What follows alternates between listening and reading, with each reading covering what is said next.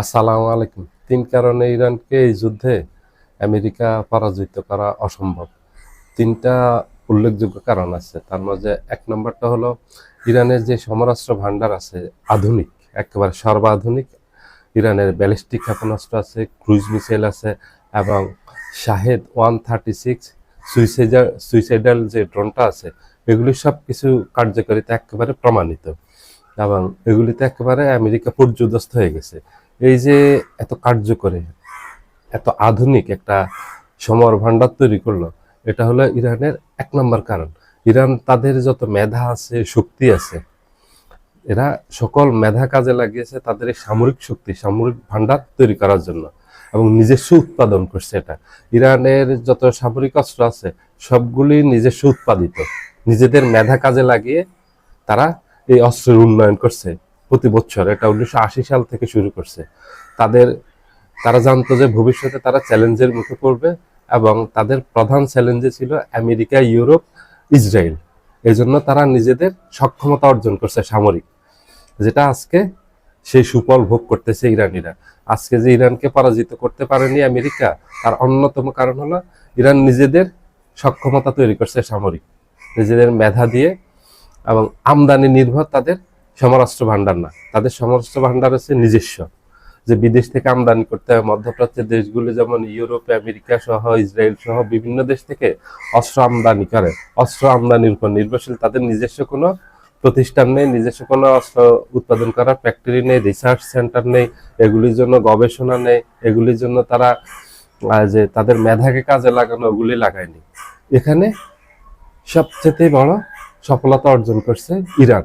তার এই যে হাইপারসনিক গতির যে ব্যালিস্টিক ক্ষেপণাস্ত্রগুলি আছে, এগুলির ১৬,০০০ থেকে ২০,০০০ কিলোমিটার পার ঘন্টা গতি। এগুলিকে ঠেকানোর মতো পৃথিবীর কোনো আকাশ প্রতিরক্ষা ব্যবস্থা নেই। যার কারণে এই যুদ্ধে আমেরিকা এবং ইসরায়েল নাস্তানাবুদ হয়ে গেছে ইরানের কাছে, একেবারে ইরানের কাছে ধরাশায়ী হয়েছে ইসরায়েল, আমেরিকা। ইসরায়েলের আকাশ প্রতিরক্ষা ব্যবস্থা নিয়ে ইসরায়েল খুব গর্ব করত। ৩ স্তরের আকাশ প্রতিরক্ষা ব্যবস্থা, তাদের আয়রন ডোম আছে, ডেভিড স্লিং আছে, অ্যারো স্পেস আছে।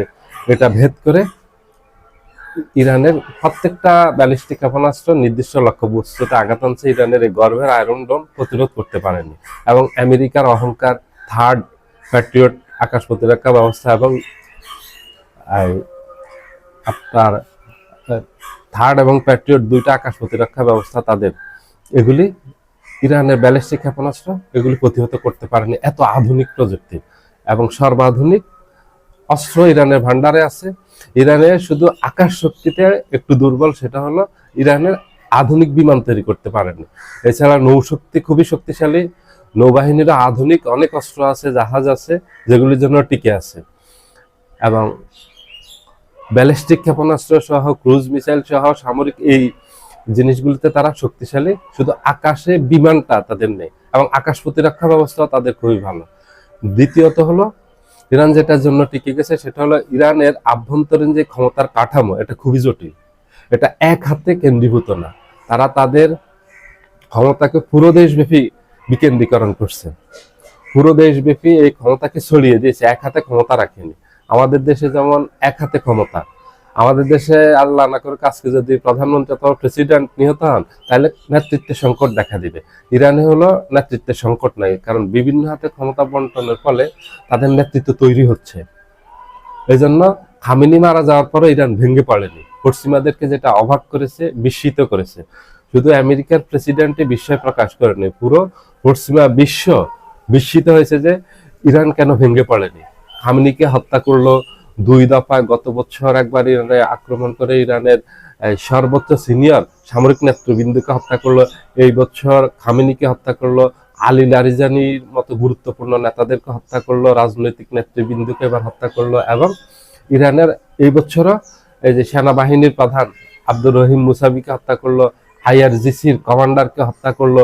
এইভাবে ব্যাপক হত্যাযজ্ঞ চালিয়েও ইরানের ক্ষমতা ভেঙে পড়েনি, এটা তাদের কাছে বিস্মিত। ইরান ক্ষমতার বিকেন্দ্রীকরণ করছে, যার কারণে ভেঙে পড়েনি। সবার হাতে ক্ষমতা আছে, সবাই এখন নেতৃত্বে আছে একদম ফিল্ড লেভেলে নেতৃত্ব নিয়ে গেছে, যেন কখনো একজন মারা গেলে যেন রাষ্ট্র ব্যবস্থা ভেঙে না পড়ে, 10 জন মারা গেলেও যেন রাষ্ট্র ব্যবস্থা ভেঙে না পড়ে। এই যে খামেনির পর আলী লারিজানি অত্যন্ত গুরুত্বপূর্ণ ব্যক্তি ছিলেন, ইরানের জাতীয় নিরাপত্তা কাউন্সিলের উনি প্রধান ছিলেন, ওনাকে হত্যা করছে, কিন্তু ওদের কোনো সমস্যা হয়নি, ওখানে আরেকজনকে নিয়োগ দিয়েছে, এবং খামেনির মৃত্যুর পর খামেনির ছেলেকে নিয়োগ দিয়েছে, তার মাঝে নেতৃত্বের কোনো সংকট দেখা দেয়নি, যার কারণে রাষ্ট্র ব্যবস্থা ভেঙে পড়েনি। তৃতীয় যেটা হলো ইরানকে সাপোর্ট দেওয়ার মতো বাহিরে ইরানের কিছু ছায়া গ্রুপ আছে, তৈরি করে রেখেছে ইরান, এগুলি ইরানের জন্য সবচেয়ে বড় নিরাপত্তা দিয়েছে, এগুলি সেফটি হয়ে দাঁড়িয়েছে ইরানের প্রতিরক্ষার জন্য, ইরানের স্বাধীনতা সার্বভৌমত্ব রক্ষা করার জন্য। যেমন লেবাননে হিজবুল্লাহ তৈরি করছে, এগুলি ইরানের ছায়া গ্রুপ, এগুলি ইরানের অর্থায়নে চলে, এটা সবাই জানে। ফিলিস্তিনে তৈরি করছে হামাস, এই যে গাজাতে হামাস কিন্তু ইরানপন্থী মিলিশিয়া গ্রুপ। ইরাকে আছে ইসলামিক রেজিস্ট্যান্স গ্রুপ, তারা ইরানের ছায়া বাহিনী, এরা ইরানের হয়ে যুদ্ধ করে। এবং ইয়েমেনে আছে হুতিদের সকল অর্থায়ন, সকল অস্ত্র শস্ত্র প্রশিক্ষণ, এগুলি সবকিছু দিচ্ছে ইরান, হুতিরা ইরান সমর্থিত। এই যে এখন লেবানন থেকে অনবরত আজকে 2 সপ্তাহ থেকে লেবাননের হিজবুল্লাহরা অনবরত ইসরায়েল আক্রমণ করে যাচ্ছে। গত রাত্র ইসরায়েলে ব্যাপক আক্রমণ করছে লেবাননের হিজবুল্লাহরা। এখন নতুন ফ্রন্ট চালু হয়ে গেছে 4টা জায়গা থেকে, এই যে লেবানন থেকে হয়েছে। এখন ইরানের এই আক্রমণে দিশেহারা হয়ে পড়ছে ইসরায়েল এবং আমেরিকা। ওইদিক দিয়ে লেবানন ধরছে ইসরায়েলকে, এদিক দিয়ে ইরাক থেকে ইসলামিক রেজিস্ট্যান্স ধরছে এই আমেরিকাকে। ইরাকের ভিতরে আমেরিকার যত ঘাঁটি আছে, স্থাপনা আছে, সেগুলো আক্রমণ করতেছে। ওই দিক থেকে ধরছে ইয়েমেনের হুতিরা আক্রমণ করতেছে, আর ইরান তো অনবরত অব্যাহতভাবে হামলা চালিয়ে যাচ্ছে। ইরান টিকে গেছে মূলত এই 3টা কারণে: তাদের নিজস্ব সামরিক শক্তি, তাদের ক্ষমতার বিকেন্দ্রীকরণ, এক হাতে ক্ষমতা রাখেনি, তৃতীয়ত হলো এই যে বাহিরের দেশগুলোতে, মধ্যপ্রাচ্যের দেশগুলোতে তাদের ছায়া গ্রুপ তৈরি করছে, যারা তাদের হয়ে যুদ্ধ করতেছে। এই জন্য ইরানকে পরাজিত করা সম্ভব হয়নি আমেরিকার পক্ষে, এবং সম্ভব হবেও না। আমেরিকা এখানে ইরানকে বছরের পর বছর যুদ্ধ করতে পারবে, ইরানের অনেক ক্ষয়ক্ষতি হবে, কিন্তু আমেরিকারও সাথে অনেক ক্ষয়ক্ষতি হবে, এটাই হবে অর্জন। কিন্তু ইরানকে পরাজিত করা এটা একেবারে কল্পনাতীত ব্যাপার হবে। সবাই ভালো থাকবেন, আল্লাহ হাফেজ।